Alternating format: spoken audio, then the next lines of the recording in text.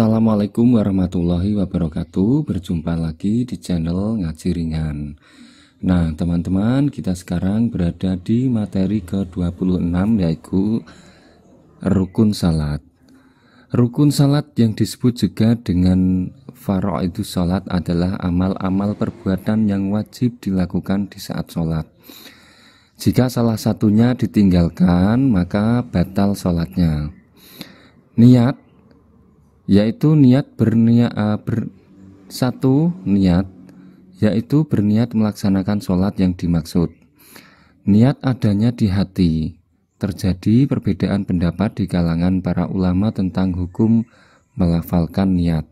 Fadhahabal Hanafiyatu fil Mukhtari wasafi'iyatu wal Hanabilatu fil madhabi ila annat talafuddo bin niyati fil ibadati sunnat liyuwafiqal lisanul qalb wa dhahaba ba'dul hanafiyati wa ba'dul hanabilati ila annat talafuddo bin niyati makruh.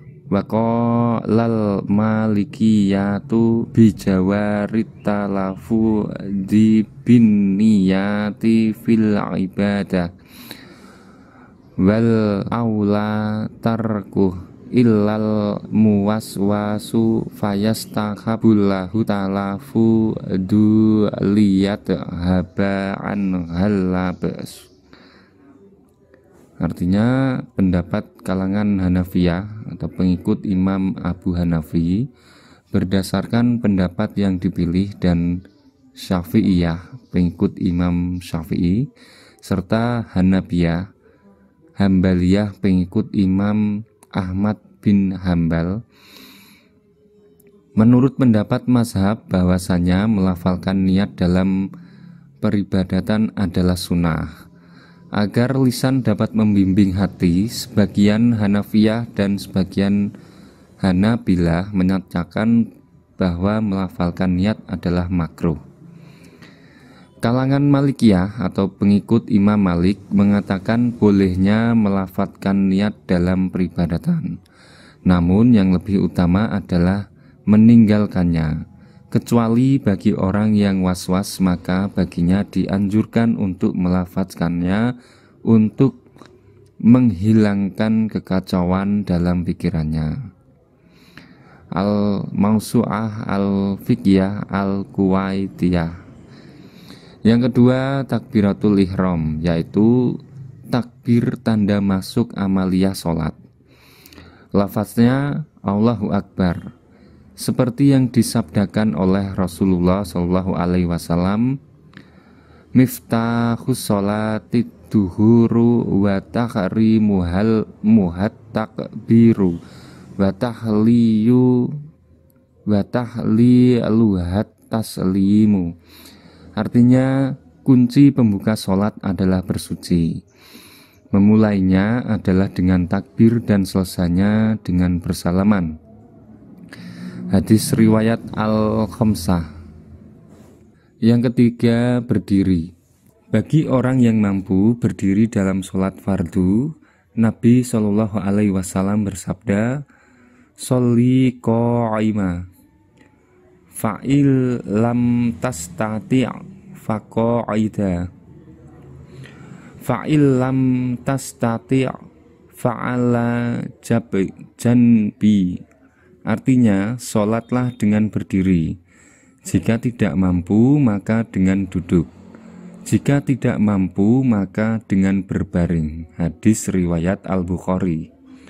Sedangkan untuk sholat sunnah, maka diperbolehkan dengan duduk meskipun mampu berdiri. Hanya nilai sholat duduk itu setengah sholat berdiri. Hadis riwayat Al-Bukhari dan Muslim. Yang keempat, membaca surat Al-Fatihah di setiap rakaat sholat fardu maupun sunnah. Nabi SAW bersabda, la sholata liman lam yaqra bi fatihatil kitab. Artinya, tidak sah sholat orang yang tidak membaca Al-Fatihah. Hadis riwayat Al-Jamaah. Membaca surat Al-Fatihah hukumnya wajib bagi imam atau mufradid, artinya sholat sendirian, menurut kesepakatan ulama. Sedangkan saat menjadi makmum, hukum membaca Al-Fatihah bagi mereka adalah wajib menurut mazhab Syafi'i. Namun hukumnya makruh menurut mazhab Hanafi, karena firman Allah Ta'ala, A'udzubillahi minasyaitonirrajim, Bismillahirrahmanirrahim, wa idza quriyal qur'anu fastami'u lahu wa ansitu la'allakum turhamun. Artinya, dan apabila dibacakan Al-Qur'an, maka dengarkanlah baik-baik dan perhatikanlah dengan tenang agar kamu mendapat rahmat. Quran surat Al-A'raf, Quran surat ayat ke-204. Sedangkan menurut mazhab Maliki dan Hambali, makmum wajib membaca Al-Fatihah dalam sholat sirriyah atau tidak bersuara, dan mendengarkan bacaan imam dalam sholat jahriyah. Makmum sebaiknya membaca saat imam diam antara dua bacaan. Yang kelima, ruku, yaitu membungkukkan badan sehingga tangan mampu menyentuh lutut dengan tumak ninah. Nabi Shallallahu Alaihi Wasallam bersabda, lalu rukuklah sehingga kamu tenang ruku. Muttafaq alaih. Yang keenam, yaitu bangun ruku dan berdiri tegak. Nabi Shallallahu Alaihi Wasallam bersabda, kemudian bangunlah sehingga kamu berdiri tegak.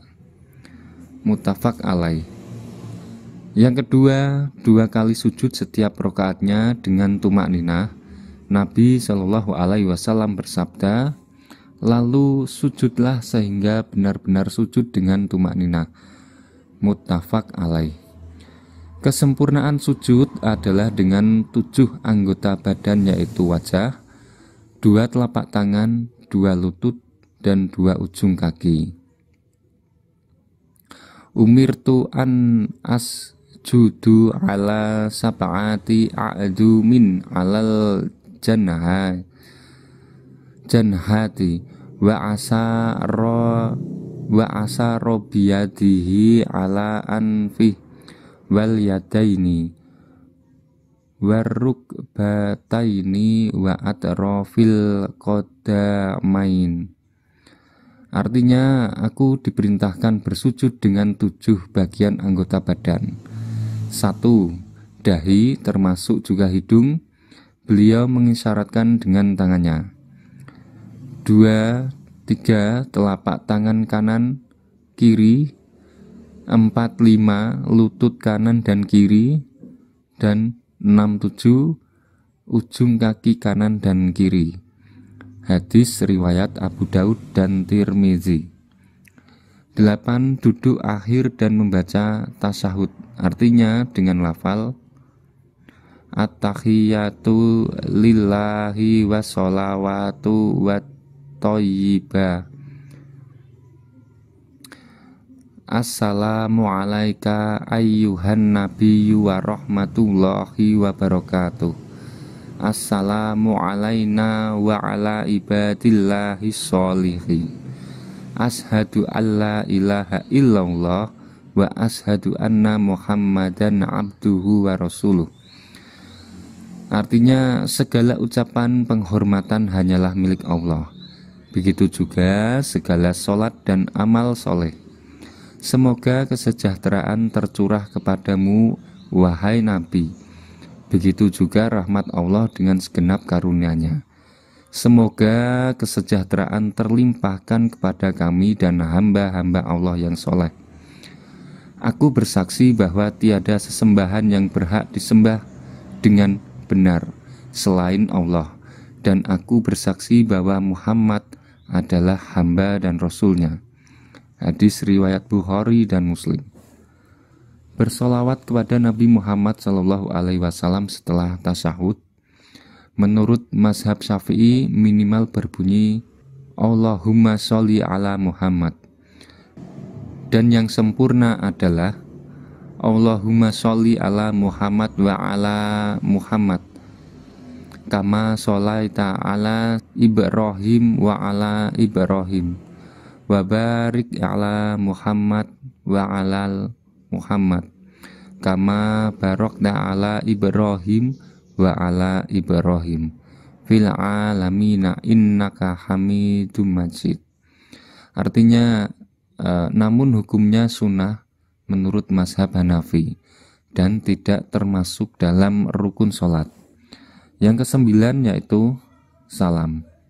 Seperti disebutkan dalam hadis Nabi SAW, miftahus sholatit duhuru wa tahrimuhat takbir wa tahliluhat taslim. Kunci pembuka sholat adalah bersuci. Memulainya adalah dengan takbir dan selesainya adalah dengan sholat. Hadis riwayat Al-Khamsah kecuali An-Nasai disahihkan oleh At-Tirmizi dan Al-Hakim. Yang termasuk dalam rukun di sini adalah hanya salam yang pertama. Inilah pendapat ulama Syafi'iyah, Malikiyah dan mayoritas ulama. Yang ke-10 tartib berurutan sesuai yang disebutkan di atas. Itulah tadi materi yang ke-26 yaitu rukun sholat. Mudah-mudahan semuanya yang kita pelajari di siang hari ini, di hari ini bermanfaat dan mudah-mudahan semuanya menjadikan pembelajaran bagi kita semuanya. Mohon maaf bila ada kesalahan kata atau pemilihan bahasa yang kurang tepat. Saya akhiri wallahul muwaffiq ila aqwamit thoriq. Wassalamualaikum warahmatullahi wabarakatuh.